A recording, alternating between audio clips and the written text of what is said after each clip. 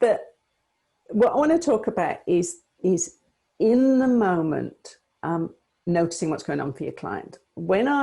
So I was a psychiatrist and a psychotherapist and then a coach. And I actually discovered ACT when I was a coach, not when I was a therapist.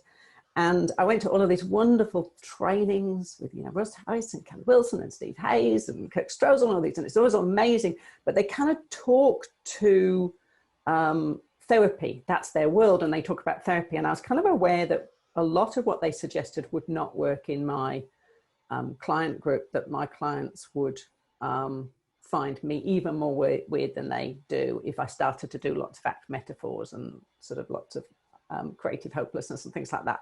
And so I kind of thought, I can see this is a wonderful approach, but how does it work for me?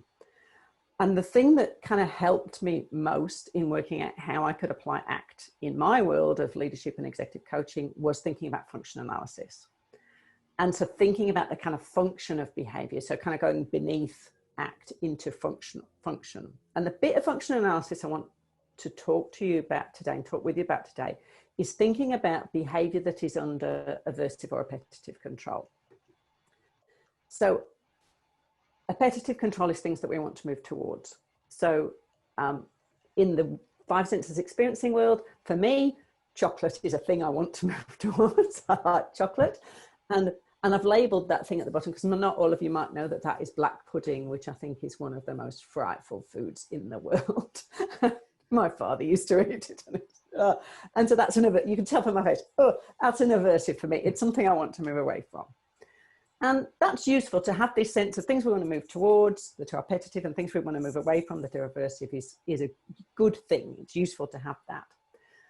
The thing though for humans is that often our strongest aversives and appetitives are our inner world, are things that are going on inside us. And so you've got on the left, the inner world stuff. So you've got, feeling happy and contented, feeling loved and respected and excited. I want to feel more of that. I want to have more pleasant thoughts and memories and feelings.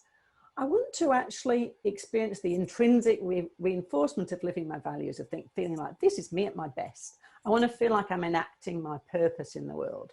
These things are things that I want to move towards, and I can feel kind of excited and energized by doing those things.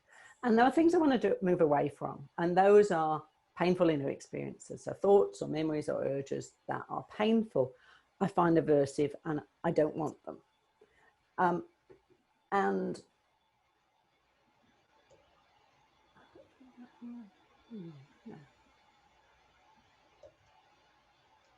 Okay, cool. The most useful, important part of things, so those of you who are aware of the matrix will see I'm kind of roughly talking around a flipped matrix there. Just in case you're interested, the reason I do the matrix flipped is because the 360 feedback tool I use, the leadership circle, the matrix works best if you have it aligned in the same direction as that. So that's why it's the wrong way around for those of you who are familiar with the matrix. The most useful thing to know about behavior, about aversive control of behavior, is that behavior under strong aversive control becomes relatively narrow, relatively inflexible, and relatively insensitive to consequences. So if we think about in a kind of ordinary way, I'm out walking in the Australian bush with my lovely partner, Albert, and when I'm under appetitive control, my attention is wide. I'm noticing the trees and the birds and the smells and being with Albert, and everything's lovely, and I can move my attention around, and I'm very flexible. And then very occasionally, it happens in Australia, there will be a snake on the path in front of you. And all of a sudden, all of my attention narrows down to the snake. So my attention narrows down, and all I want to do is get away from the snake. And this happened a couple of years ago, that there was a snake in front of us. And Albert was walking behind me and he didn't see the snake. So he kind of carried on walking, kind of pushing me towards the snake. And I'm kind of scrambling back and kind of it's like some sort of cartoon and kind of climbing my way over him. Because all I wanted was to get away from the snake. So my behavior was relatively narrow, relatively inflexible, and the only consequence I was interested in was being away from the snake. I wasn't interested in any other things, and the rest of the world disappeared for me. And Albert always laughs that it was like, you didn't seem to be interested in saving me, Rachel. You just seemed to want to get away, and it was true. I was like, sort of thing. Now, when it's a real snake in the real world, actually behavior under strong aversive control is a good idea.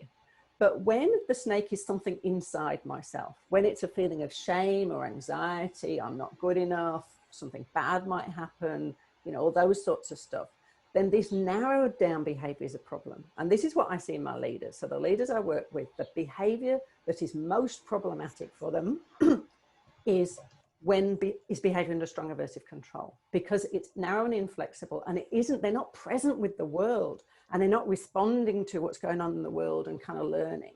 And so kind of example would be a leader I've been working with is a leader, has a small IT company, and they were getting very, very behind on deadlines. He freaked out that he'd got some debts, that if he didn't manage to, excuse me, if he didn't manage to reach the deadline and get the money from the company that they were selling the IT support to, then he was worried that his business would go into liquidation. So he'd got a big snake in the real world, but he'd also got some internal snakes about fear and anxiety. His behavior becomes under strong aversive control. And what he does is he storms out to his programmers and he starts shouting at them about how they need to work faster and they need to work better and they need to pull themselves together or they'll all lose their jobs. And then he leaves.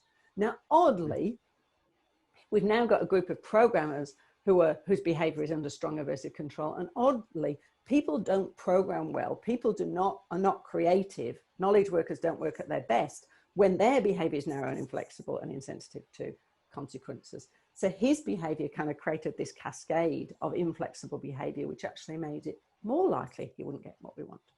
And so this kind of sense of, if you watch problematic behavior, then almost always there will be a strong aversive, not always, but almost always there will be a strong aversive that has shown up somewhere that is driving that behavior. And I think my job in coaching is to look for it. So what I want to do is, in coaching, actually during the conversation, notice it. John Steinmetz has this lovely metaphor of an anemone. I'll just do the next one and then come back to this. And so what she says is, if you imagine that an anemone, so when an anemone is at its best and it's sensing the environment, a sea anemone, it's the equivalent of a human being being present, that it's present, the environment, it's open, it's flexible, it's expressing its anemone values of being in contact with the world and eating whatever anemones eat and do those things. But then an aversive shows up and the anemone goes, then the anemone is not in contact with the world, it's avoidant, it's fused, it's inflexible. And if we think about the humans that sit across from us in coaching environments, this is what they do, that sometimes the conversation, we can feel them, they're flexible, they're present, they're connected to their values, this is going on, going backwards and forwards, and then suddenly aversive shows up and they go, and they lock down. And so we're watching for that in session. We want to watch for this moment where they do this, because when that happens, that means that an aversive has shown up. And that aversive is likely not just something that's particular to you and that client, it's probably particular to them outside in the world. And so in that moment, we want to pause and get curious. And we want to see if we can actually build some flexibility in the presence of the aversive.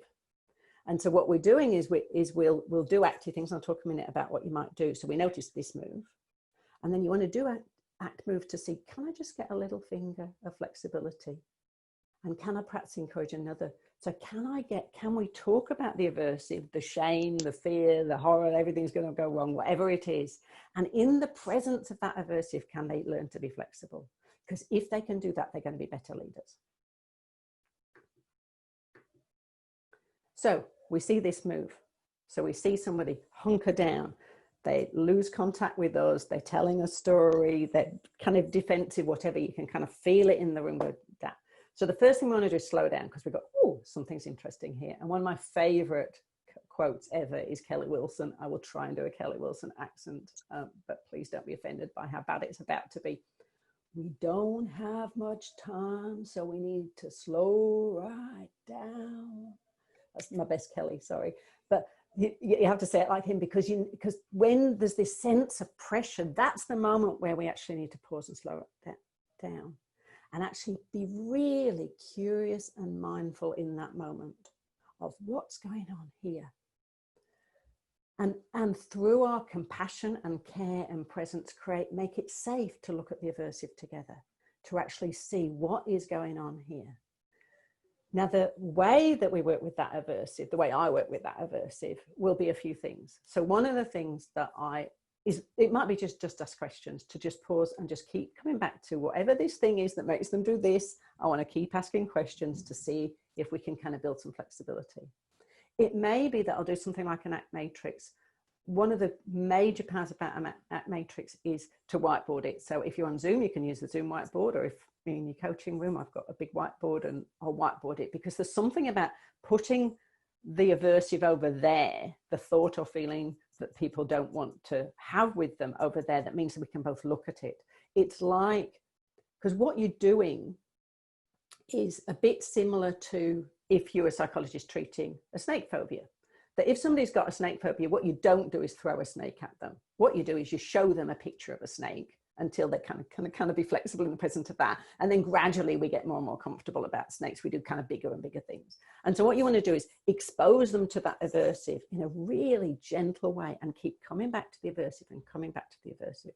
So doing something where you write it out. So an ACT matrix is a good thing because it's here and there's you and me looking at it. Doing a bit of mindfulness, kind of settling in, can help. I use physicalizing a lot, and I might, in the example, I might do that for you to kind of show you what that looks like in a coaching context. Because again, you're kind of taking the feeling out and you're putting it between you to kind of look at it together. Now, I think I've got, yeah, brilliant. Okay, so now I want to stop my screen share. So that's the kind of bit of theory that I wanted to share with you. And I wanted your thoughts and reflections. So I might give you a minute to kind of jot yourself some notes and have a kind of reflection. And then I want to see what kind of comes up for you around what I've said about what questions do you have? What thoughts do you have about how this relates to your own practice? Tell me what you notice. I'll take a cup of tea.